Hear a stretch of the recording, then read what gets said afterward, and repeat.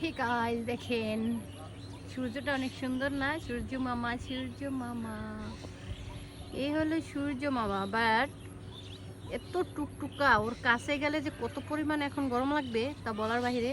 যাই হোক, ম্যাগ এসে ওকে ডেকে দিচ্ছে, আর একবার বের হচ্ছে, আর একবার ভিতরে যাচ্ছে। যাই হোক, দেখছেন তো কে কে কাছ থেকে এভাবে সূর্য দেখছেন? একদম কিন্তু আমি সূর্যের কাছ থেকে গিয়ে দেখে আসছি যে কোনো একটা জায়গায়। আপনারা গুগলে সার্চ করলেই পাবেন যে হচ্ছে কোথায় এরকম মানে কাছ থেকে দেখা যায়। এদিকে আবার আমার মার আছে পেঁপে গাছ, এমন ঝুম কইরা দিছি তো, ঝুমের কারণে পেঁপে গাছটা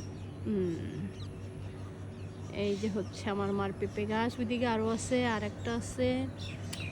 যাই হোক, সুন্দর, মানে অল্প একটু জায়গার ভিতরে আমার মা সবজি চাষ করছে, অনেক সুন্দর হয়েছে মাশাল্লাহ। তো যদি কারো হচ্ছে এরকম জায়গা খালি থাকে, আপনারা জায়গা নষ্ট করবেন না, মানে ওয়েস্ট করবেন না, আপনারা কিছু একটা লাগাই রাখবেন। ক্ষণিকের কিছু হইলে তো আপনারা খাইতে পারবেন, ঠিক না? আর এগুলা কি কাম করছে দেখছেন? গাছ লাগাইয়া বইরা রাখছে, মানে ওদের কাজই সেগুলা। জমিন ফাঁকা আছে, গাছ লাগায় রাখবে। ঢাকা শহরে এই কাহিনী। তো যাই হোক গাইস, সবাই ভালো থাকেন। এই যে আরেকজন উকি ঝুঁকি পারছে, নিচে নামবে। মিনি, মিনি, মিনে, ও আর এই দুনিয়ায় নাই।